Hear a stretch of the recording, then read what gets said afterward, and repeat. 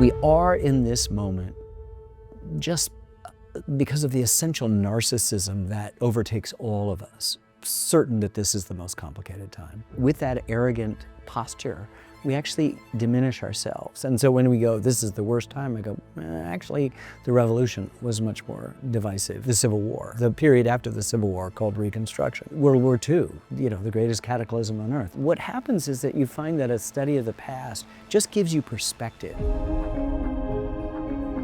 Welcome to Grey Matter. I'm Declan Kelly, founder, chairman, and CEO of Consello. I've spent the last 30+ years advising the CEOs who are leading the world's top companies. If there's one thing I've learned in that time, the best leaders think differently. That wiring, that grey matter, separates the truly exceptional leaders from everyone else. Understanding it is what allows us at Consello to help the best in the world be even better. This podcast exists because the most accomplished leaders agreed to sit down and talk about something they rarely discuss publicly: how their minds actually work. Filmmaker Ken Burns has spent nearly 50 years documenting the most consequential and complex chapters of America's story. In fact, to many people, he is America's storyteller. From the Civil War to jazz, from baseball to the American Revolution, he has spent years and sometimes decades searching for the best stories buried inside each of them. In many ways, these stories have shaped America's self-image. What drives his work is a belief that storytelling at its best does not tell us who we are, it helps us find out. This is Grey Matter. Ken Burns, welcome to Grey Matter. Thank you for having me. When I say welcome, I should say thank you for making me welcome, because I'm here in your house in Walpole, New Hampshire. In fact, I'm in your barn. That's right. Which is just spectacular. When I was a little kid, 6 years old, I remember trying to draw a barn. I said to my dad, could you live in a barn? Could you make the stalls where bedrooms and living room and dining room? And he said, well, let's see. So we worked on this drawing. I was frustrated by stairs. But when my dad passed away, I found the drawing, and he left just a modest amount of money, which I moved uncharacteristically onto like a risky thing that I would have never done, took it out a few months before the '08 meltdown, and paid for the barn.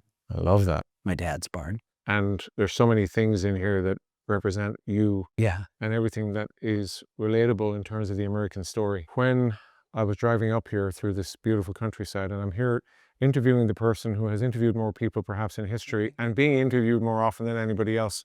What I'm interested in covering today in Grey Matter, as you know, is not all the stuff that everybody already knows about you, because it's been documented so many times, and you're an American treasure, you're an icon, you're effectively a walking human Smithsonian. I think everyone watching this will be interested in the mind behind all the activity and the things that you do. When you drive up here, it's beautiful, but it's also extremely desolate. And I know you've talked about this many times, and it's a deliberate act on your part. You've lived here for 47 years in the same house. Yes. What does that say about how you think and approach your work? Well, we make some presumptions about all phenomenon that they are this thing. And it's quite often the truth that they're the other side of that thing. And so for my work, which is wrestling gigantic stories to the ground, trying to figure out, and it's not, Declan, additive. We're not building a house, a barn.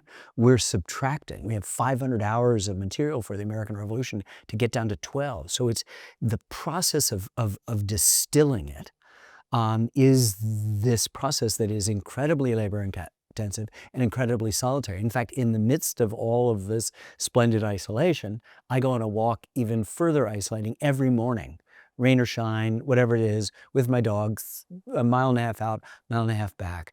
And the thought that happens, the letters that are written in my head and not sent, the letters that are written and sent, the poems that are written, the solutions to the thorny problems that seemed intractable last night and this morning are suddenly, there's room. And so I think there's a difference between loneliness and solitude. Solitude is a conscious decision to pursue what is very clear. I have this huge public life, but I'm an incredibly introverted person, and I needed to come here for a variety of financial reasons. My rent in 1979 and a fifth floor walk up on 25th Street in Chelsea in New York was going from $275 to $325. I could not make that leap.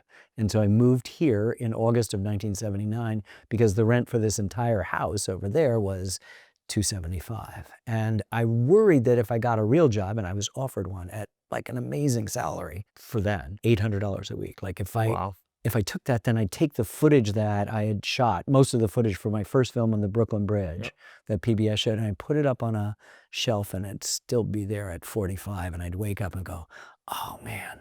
And so I came up here and figured out how to edit and how to make a film and how to find the finishing costs, and that's made all the difference. I used to say for about 20 years that the best professional decision I ever made was to move here. It's not. That first film was nominated for Academy Award, and everybody said, you're going back to New York, you're going to LA, and I said, I'm staying here. That was the best decision. Like to escape, to be able to do it was smart.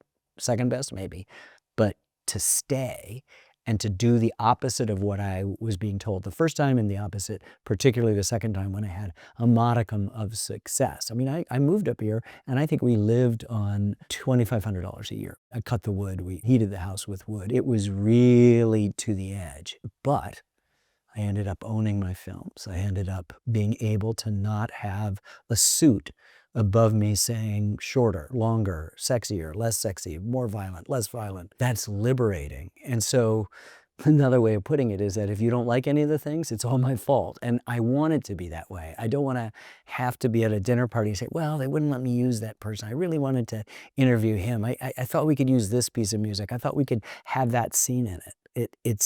We don't have those constraints. The story about Brooklyn Bridge, the film, resonates because I remember reading that you had a stack of binders with rejection letters on your desk, and you kept them deliberately. I think there were hundreds of them, and you just said you had $2,500 to your name. It says an awful lot about your personal resilience, that determination to not give in.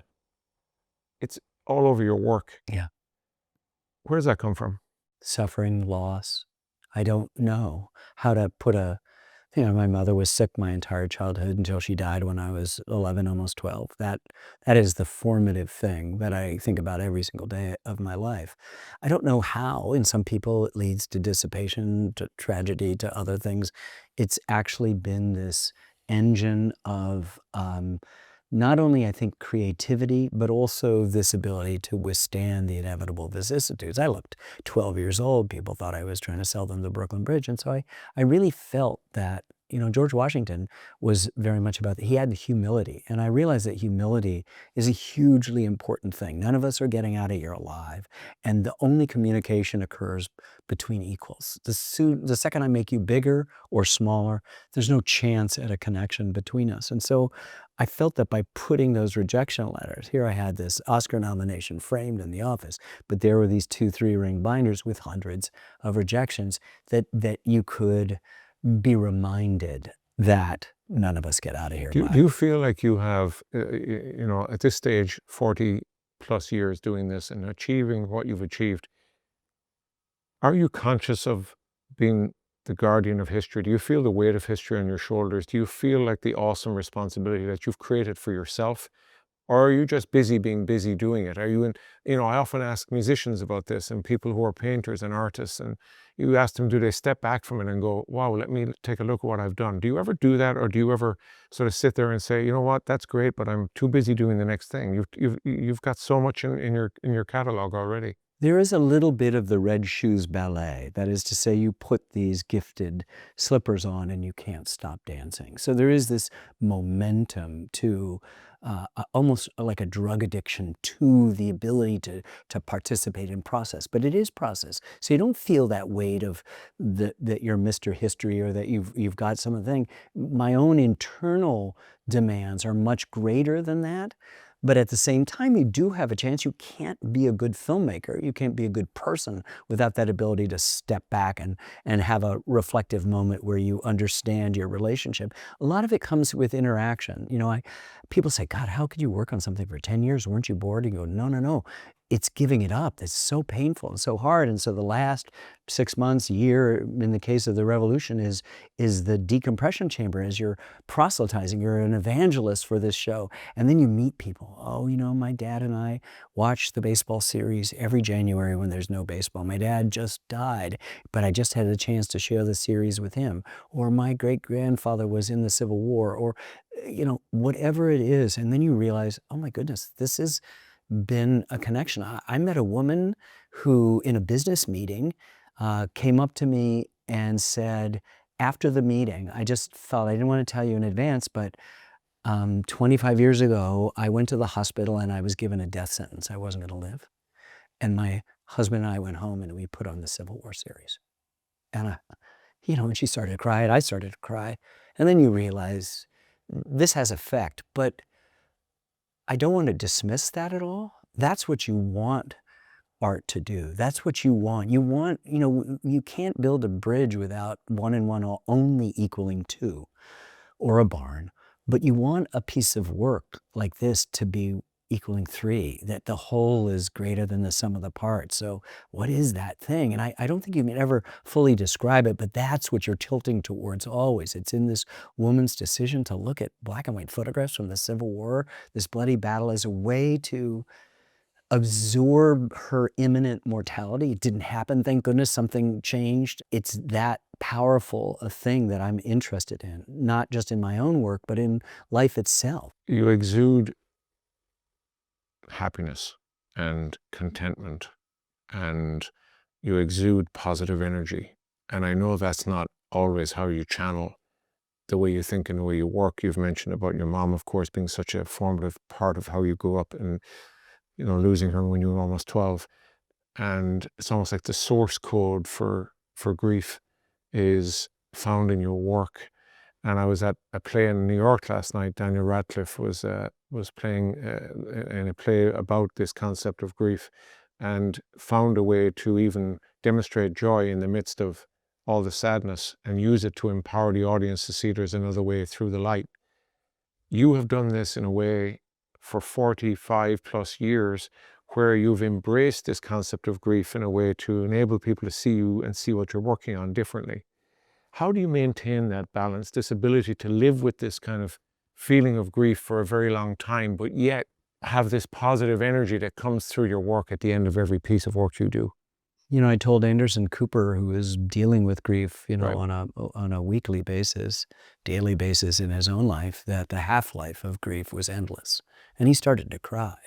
And I said I didn't think that was bad news, because half-life means there's a decaying. There is an improvement in it. But hanging on to that, not for fraudulent reasons, not for spurious reasons, but for genuine reasons, is itself a propellant. And within all of that, the other side is always present. There's joy, there's happiness. I am the father of 4 daughters. That's my most important job, co-productions, right? And, they range from 43 to 15 as we speak. And they are magnificent versions of human beings, as distinct from one another as night is from day, and yet the same. And I revel. The joy in that alone is beyond sustaining. And I have 4 grandchildren too, the oldest of whom, my daughter, who of course never had a chance to meet her grandmother, named her Lila, Lyla, after it. So the name that was draped in black crepe is now liberated, and birds fly and sing and flowers bloom when you mention her name. And these are the great joys, or the far theatricals of day. There's the things that we forget. We think that the pursuit of happiness in our Declaration of Independence is the pursuit of whatever we want. And for many people, that translates into material things, like objects in a marketplace of things. But it's lifelong learning, and learning to make you better, and learning to be more virtuous. And these are much more richer values that everybody that you've ever spoken to knows in their heart. You know this, of course, but the historian Stephen Ambrose said that more people have learned their history of America from you than from any other source. And it's millions and millions and millions of people, classrooms, theaters, movie theaters, books. And Yet we live in this period of time where there's great tumult and unrest, and you're the greatest cataloger of unrest and tumult that there has ever been in this country.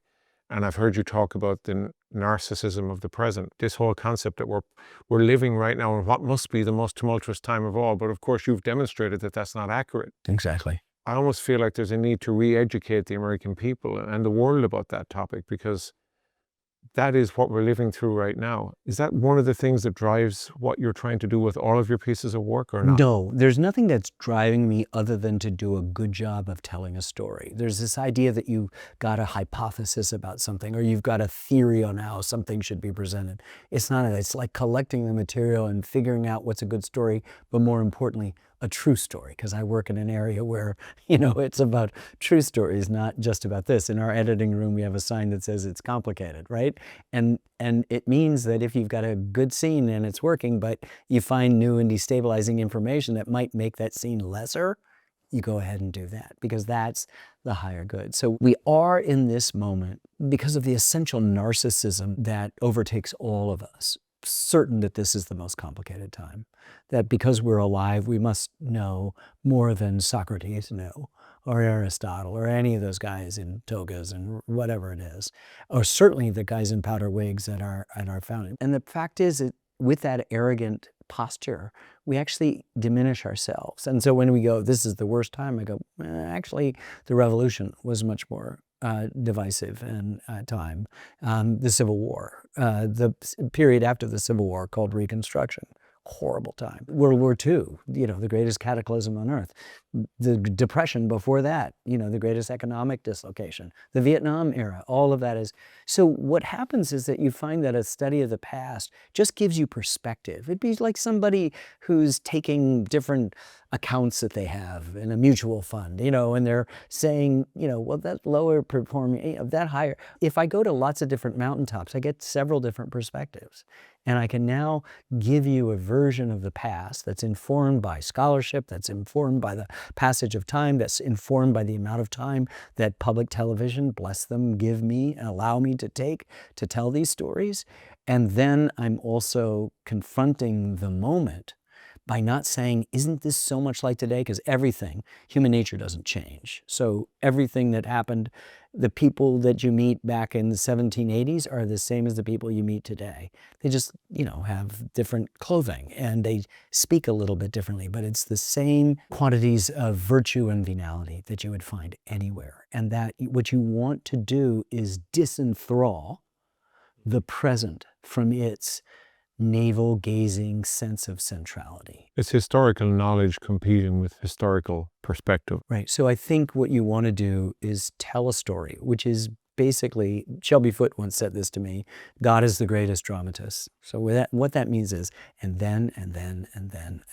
Right. So there's not too much to it. There are tricks that you learn, or sort of ideas. Aristotle wrote Poetics, which is still a pretty good way of how an arc of a narrative is shaped. But you don't look it up and go, oh, I should be at this point now. You feel it in your bones. You watch people who come in who don't know anything about it, or that aren't filmmakers, and see how they react. You do your own, wait a second, how do we know this? You figure out what the thing needs to be better, but you are essentially using and then. And the attempt to superimpose on it some schematic understanding, some theory, some, as the academic community calls it, historiography. At one time it was Freudian, another it was Marxist economic, another time it was deconstruction or semiotic. None of that works. You may engage scholars who give you the stories, but you're not necessarily buying into their entire set. And I think new scholars lately today have been liberating themselves from the tyranny of any kind of historiography and are back to, how do you tell a story that's complex, that's bottom up as well as top down? And that's, I think, what it is. And anybody who runs a company knows that it isn't just top down.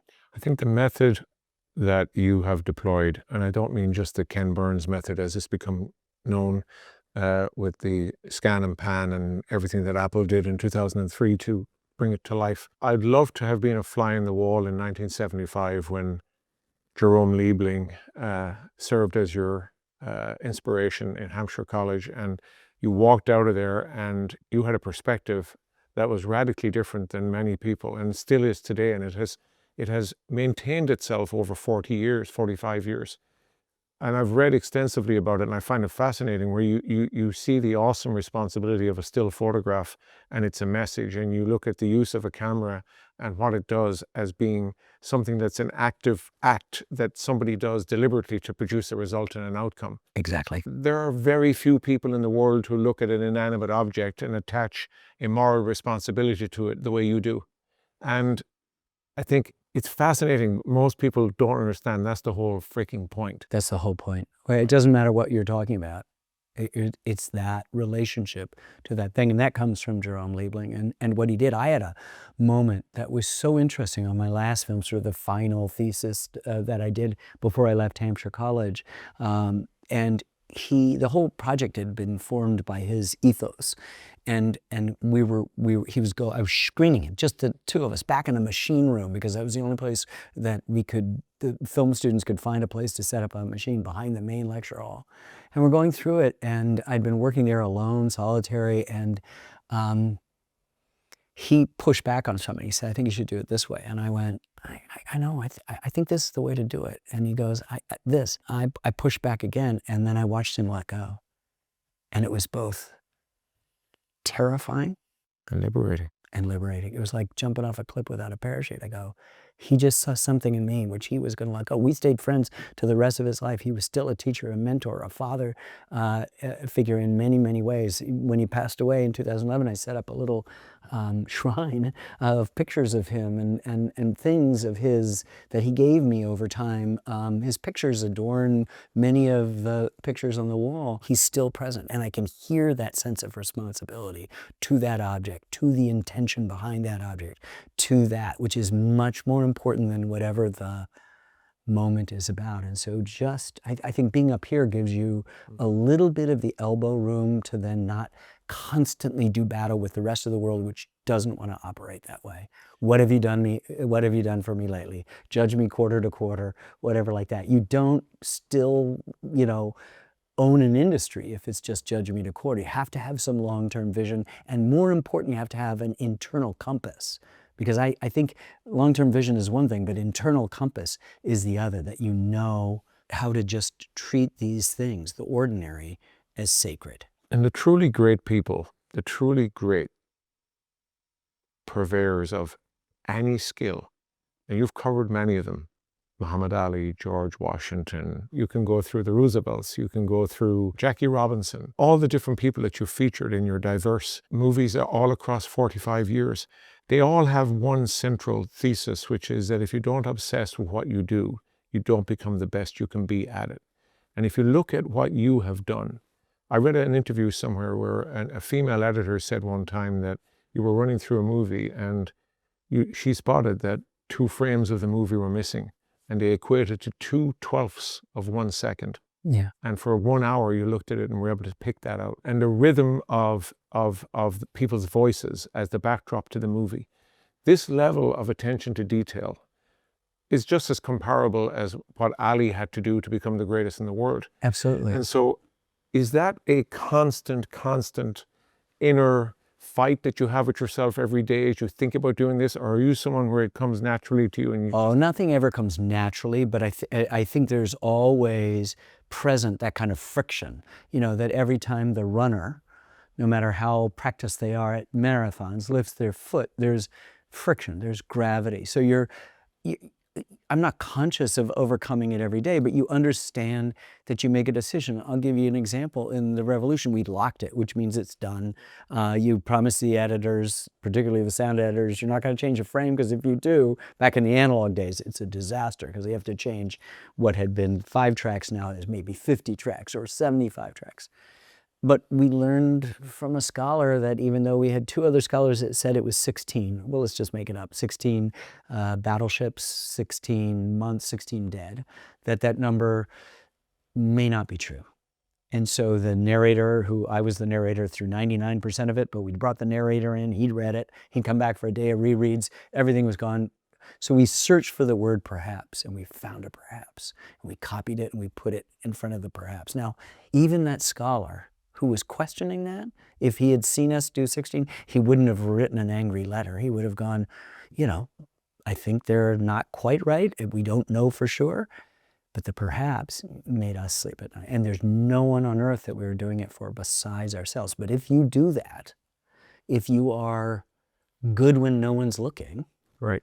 then you are good other places, and that's what you want to be. You want to do well. I have a sign in my office that says, from a theater director in Minneapolis, Tyrone Guthrie, long dead, had a theater called the Globe there, and he said, "We are looking for ideas large enough to be afraid of again."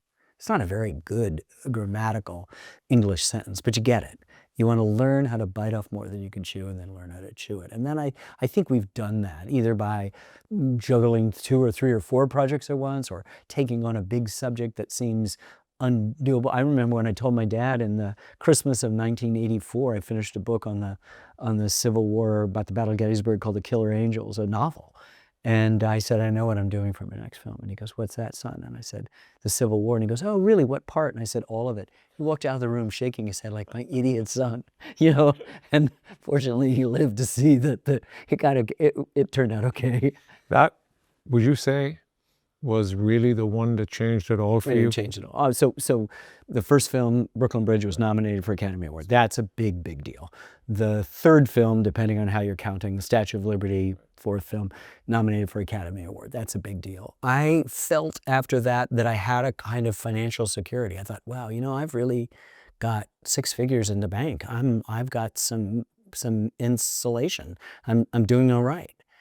And then the Civil War hit, and it was amazing. And what's so good is the insulation here. I mean, the people in this town, you know, they don't say, "Oh, he's got 18 Emmys," or, you know, "He's got 2 Academy Awards and 2 Grammys." And they wonder, you know, what the content of my character is. And so there's a wonderful insulation for that. In fact, I came home in February of 1982. It was, I can't remember where Amy was, but the answering machine that would never have anything on it had like 10, 20 messages. And I noticed that the wood stove had gone out, because you try to leave it so there's enough ashes, but I couldn't do it. And I'd already taken off my coat. It was like, wow, darn. And so then I'm listening, and it's a hang up, please call the Boston Globe, please call the Associated Press, please call this. And then lo and behold, I realized I've been nominated for an Academy Award for Brooklyn Bridge. We've been nominated. And so the stove is still out. So I run out in my shirt sleeves, a cold February day, you know, 7 or 8 degrees, to the big stack of wood, you know, that's 2-foot length things to feed the maw of our stove. And I come, and I'm dancing, doing the happy dance, right? And I slip on a piece of ice, and I twist and turn, and I fall back, luckily, into a snowbank, fairly soft snow, right? And I'm still holding the wood.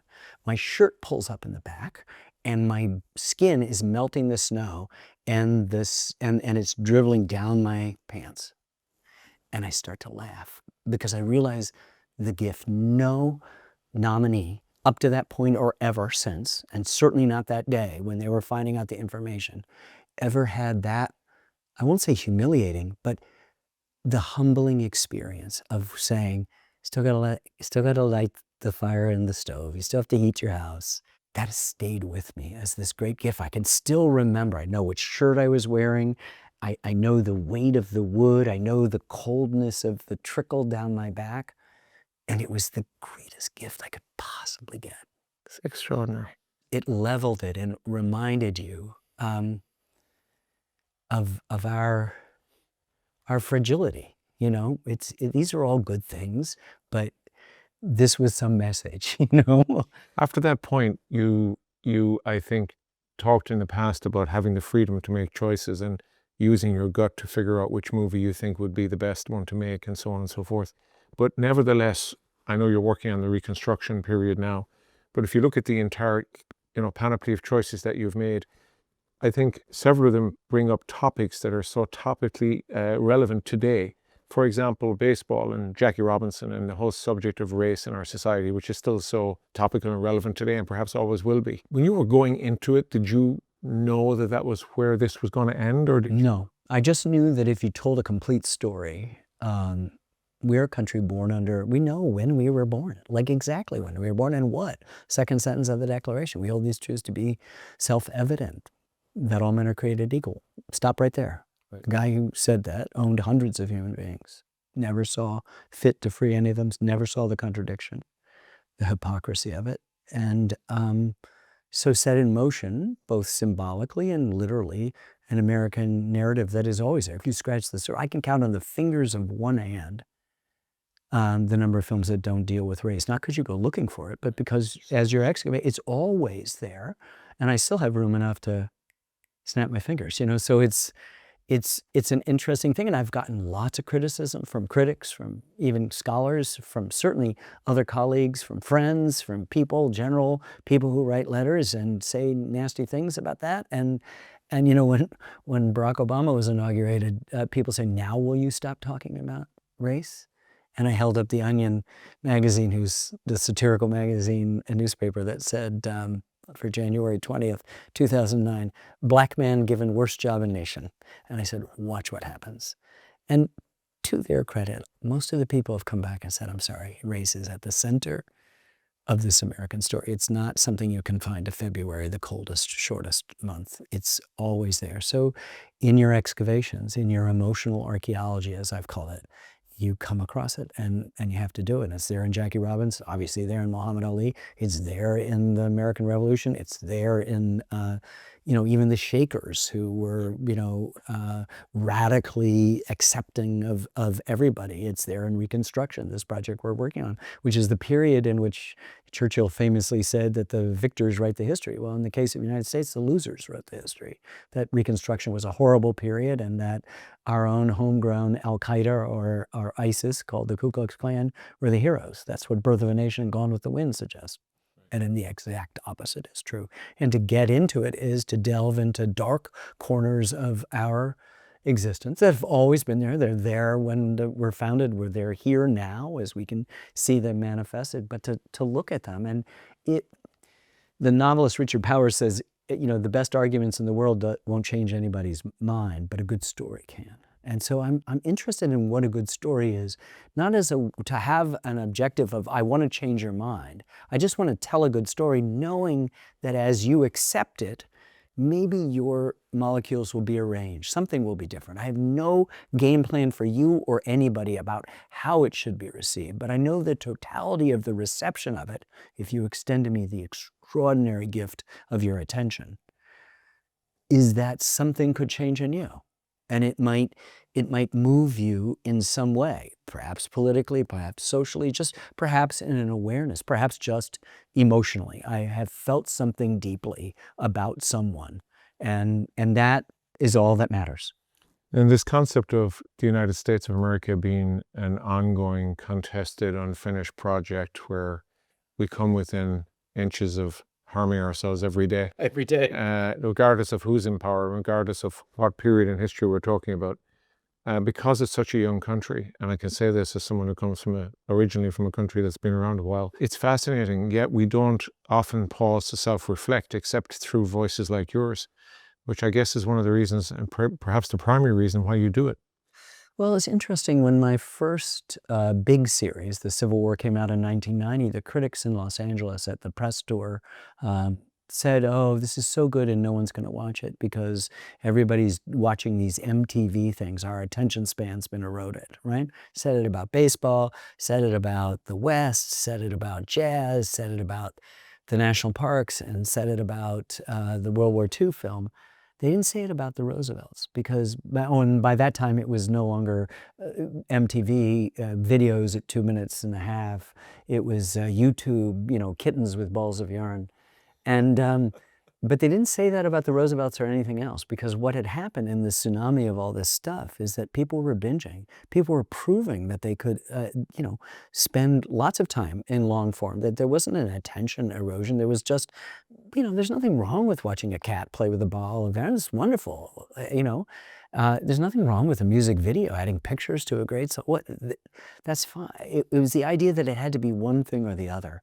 And so all I wanted to do, in retrospect, there's nothing I thought consciously and intentionally as I made a film, is that I think what's happened is that I just offered a kind of ballast. I walked to the other side of the boat as everybody was leaning and the boat was tilting that way. Do you feel like the American Revolution as a project, which was over 11 years, and I was fascinated by how you filmed the battle scenes, and I read about the angles and the 4 different places you did it and how you did it in each shot, and it's just mesmerizing to actually think about the level of detail. Do you think that it's different than all the rest because of the scale and the reaction? I know you don't like to compare one child or project to another, but this one certainly feels different, and the reaction has been so unbelievably, overwhelmingly positive. It feels like it's already iconic and it's only been here for 5 minutes. Yeah. It's interesting. I'm not sure exactly how to answer it because it's still kind of unspooling in a way, not only for the public, but for me as well as a thing. I remember when we made a film a few years ago, it came out in 22, called The U.S. and the Holocaust. I said I won't work on a more important film. People immediately misunderstood it. This is your most important. I said, listen to me. I won't work on a more important film. I hope that the Civil War, baseball, jazz, many of the things that we've done are as important. When I got to Revolution, I said the same thing again, only now I went in saying, listen to me carefully. I won't work on a more important project. And a lot of it has to do with, this is our founding mythology. We are a very young country and we're the oldest democracy on earth. We invented the idea. We took the Enlightenment, born in Scotland and Europe, and applied it and created what's arguably the greatest country that's ever existed in the world with lots of flaws. And that's my beat. And going back to the origin story is important, and so is it for you, particularly in times when people feel that we're in these, existentially threatened times.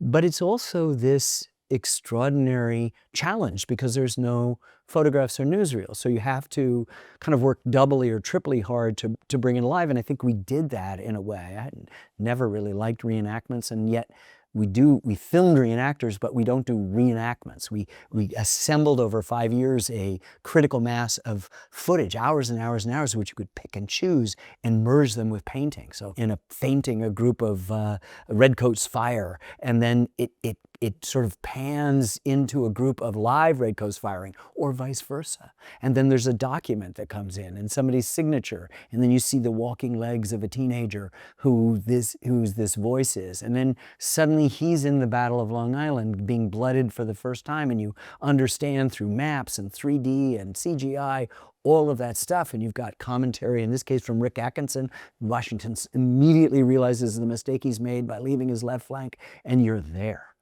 And then you understand you learn that it's the biggest battle of the American Revolution, and you go, as I did 7 or 8 years ago, what? Didn't realize. Nobody told me that. And then Washington came so close to being caught and captured, in which case we're all speaking with an accent closer to yours than mine, or French or Spanish, depending on how that upcoming World War over the prize of North America was going to play out. And that's exhilarating to me. Exhilarating to try to make that come alive. And it doesn't happen in a year and a half. It doesn't happen in 5 years.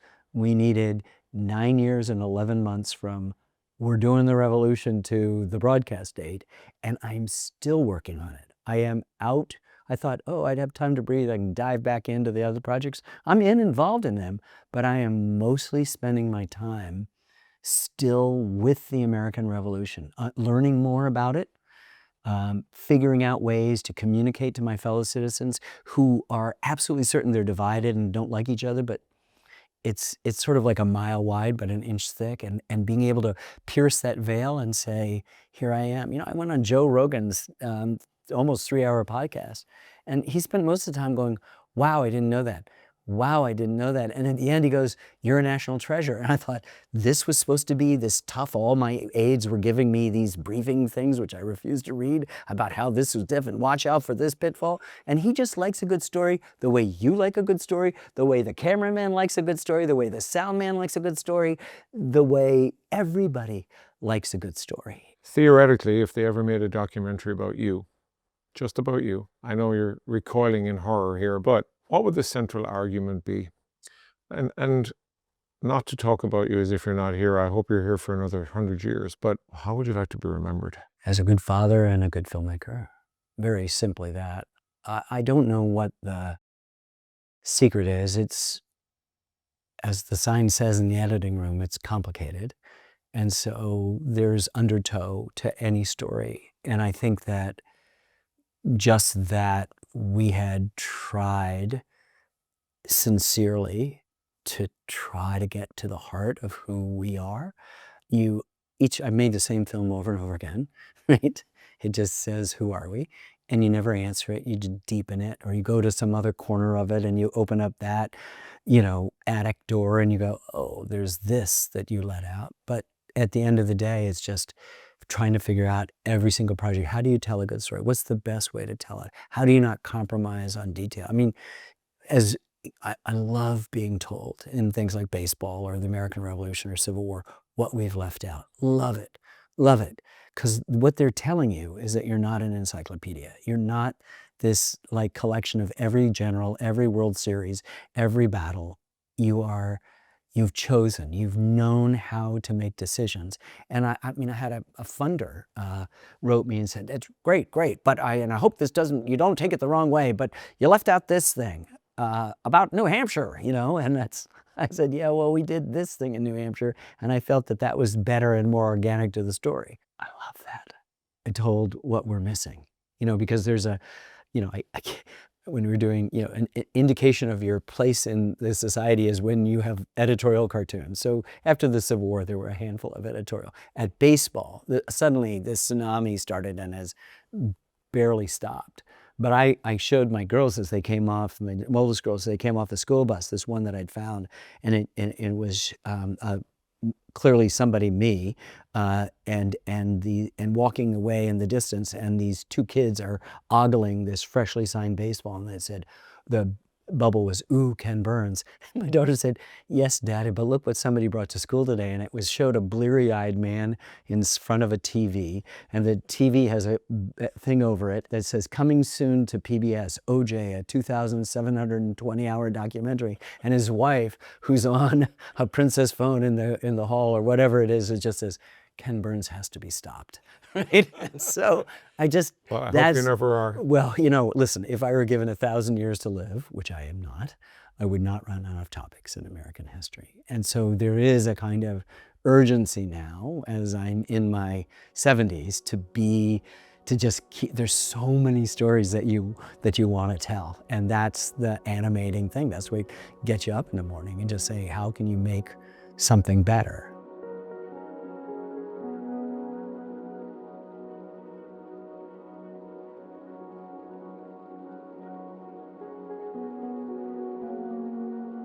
This section of the show is called The Uncharted Path, and we're actually on a path around your barn. Best piece of advice you ever got in your life?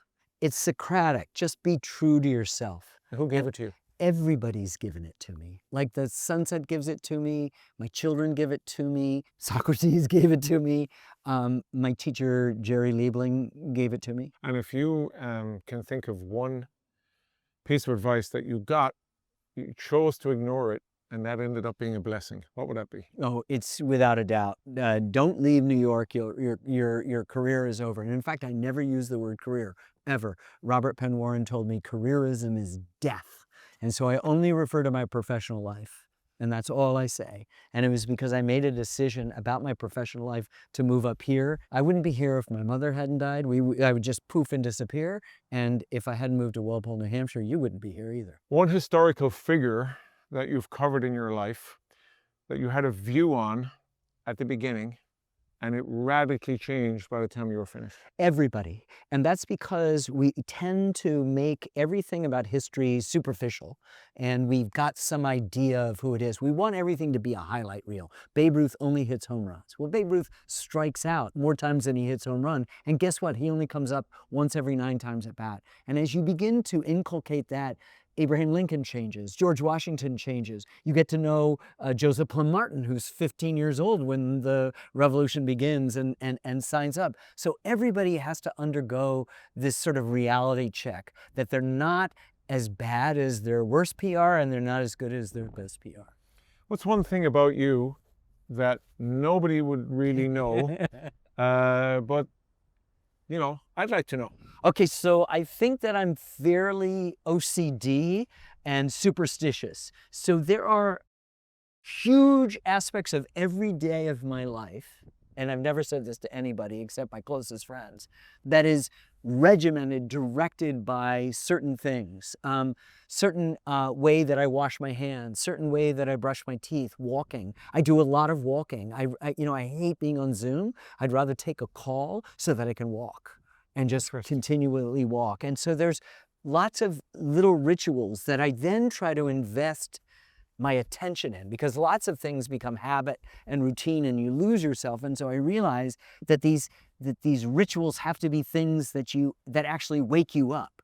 So even in the moment of brushing your teeth every day, you could find something that could be a little bell that would just, ring. If you were told you had one day to live and you were going to watch one film and speed read obviously, one book, and you have 24 hours to do both, what would they be? Seventh Samurai by Akira Kurosawa and 100 Years of Solitude by Gabriel Garcia Marquez. Incredible choices. Historical figure you most admire? Abraham Lincoln. Why? He seemed to understand who we were. He came at the most important time, the most difficult crisis, and he met that crisis. And yet he spoke to the ages. He's a vivid combination of Old Testament sort of fury and New Testament generosity. When he's saying, if every drop of blood drawn by the lash in his second inaugural be met by one drawn by the sword, his 250 years of the bondsman's unrequited toil, so be it. And then he turns around, he pivots and goes, with malice towards none, with charity for all. And at every step along the way, even early in his life, he predicted what would threaten the United States. Nothing from the outside. 2 oceans, 2 benign neighbors, north and south. Nothing except ourselves, And he got that and he spoke to it with a poetry when he was a young man and just before his death, which that second inaugural is. Incredible. Thank you for one of the most interesting mornings of my life. It was a pleasure. My pleasure. Thank you so much. Great to be with you. Thank you.